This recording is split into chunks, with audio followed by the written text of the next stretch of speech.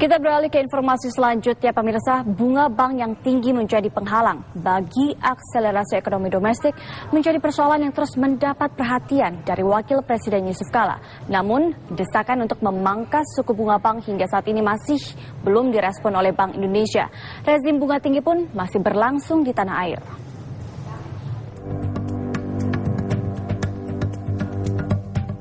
Lagi-lagi, Wakil Presiden Yusuf Kala mengangkat persoalan tingginya suku bunga bank di dalam negeri. Menurutnya, suku bunga tinggi telah menghambat masuknya investasi ke Indonesia. Wapres menilai Indonesia harus bisa mencapai kondisi di mana bunga bank berada di level 5%, bukan angka tinggi seperti sekarang. Suatu keinginan untuk investasi selalu dibandingkan orang dengan Vietnam, dibandingkan dengan di tempat lain kalau bukannya murah dengan Cina, dan juga cost yang lebih tinggi untuk juga memperbaiki kemampuan investasi dalam negeri dibanding asing.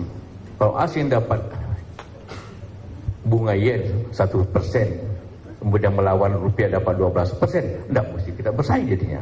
Ada suatu pikiran Indonesia seakan-akan kalau tidak double digit ini bukan Indonesia pajak bunganya. Nanti mudah-mudahan kita berpikir 5% nanti bunganya sudah juga bagian dari kita ini. Ternyata semua negara yang maju pasti bunganya rendah, tidak ada sebaliknya seperti itu.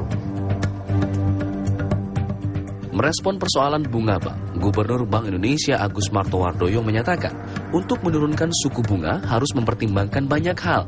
Salah satu diantaranya adalah kondisi ekonomi global. Dan juga yang perlu kita waspadai adalah perkembangan normalisasi kebijakan moneter di Amerika. Di mana Amerika yang bunganya mendekati 0% sudah 7 tahun. Di tahun 2015 ini mungkin di akhir tahun akan pertama kali dia menaikkan tingkat bunga. Tapi naikkan tingkat bunga setelah 7 tahun mendekati 0% bukan itu saja yang perlu kita khawatirkan. Tapi meningkatnya itu nanti akan gradual, akan bertahap. Dan yang tadinya naik dari 0,25 menjadi 1,125, mungkin nanti dalam waktu 2 tahun akan menjadi kira-kira 3,625. Hingga sekarang, Indonesia dapat dikatakan berada dalam rezim bunga tinggi. Sejak Februari lalu, suku bunga acuan BI rate bertahan di angka 7,5% dan belum juga diturunkan.